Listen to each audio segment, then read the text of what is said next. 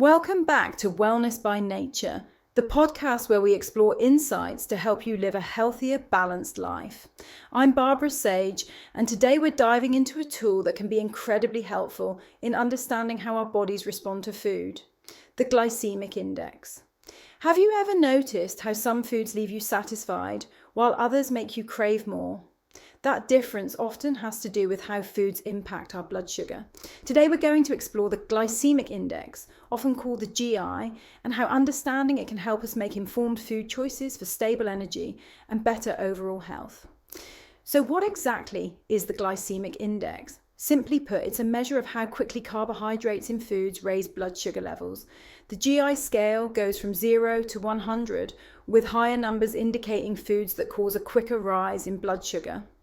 Foods with a high GI, like white bread or sugary snacks, cause blood sugar to spike quickly. In contrast, low GI foods like lentils, oats, or apples cause a more gradual rise, leading to steady energy and fewer cravings. Why does this matter?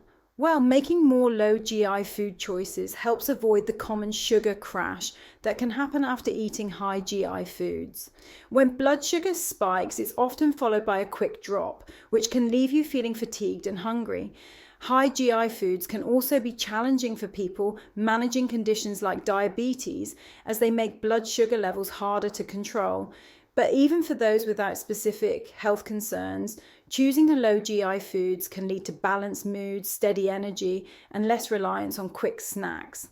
Now, one important thing to know is that the glycemic index doesn't consider portion size, so we often turn to something called glycemic load, or GL.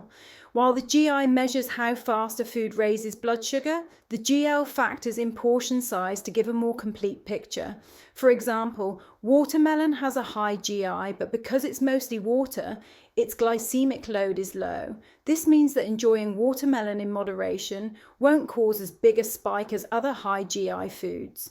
Let's look at some practical ways to use GI-friendly choices in our diets. One easy approach is to choose whole grains over refined grains. Brown rice, quinoa, and oats generally have a lower GI than refined grains like white rice or white bread. Another tip is to include healthy fats and proteins with your meals. Adding a handful of nuts, a scoop of avocado, or a serving of lean protein helps slow digestion, which helps keep blood sugar levels steady.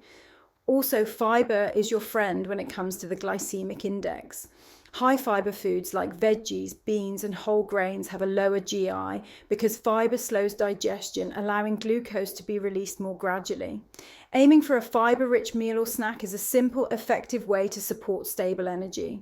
And finally, even cooking methods can make a difference. Pasta, for example, has a lower GI when it's cooked al dente rather than soft. Cooling foods after cooking, like potatoes, can also lower the GI due to a process called retrogradation, which makes the starch in these foods harder to digest. To sum up, the glycemic index can be a helpful guide for choosing foods that support stable energy, mood, and blood sugar. Incorporating more low GI foods, prioritizing whole grains, and pairing meals with proteins and healthy fats can go a long way in supporting well-being throughout the day. Thank you for joining me on this episode of Wellness by Nature. I hope today's exploration of the glycemic index offers you some helpful ideas for mindful eating. If you enjoyed this episode, share it with someone who might benefit from learning more about the GI. Remember, small steps add up in your health journey. Until next time, stay well.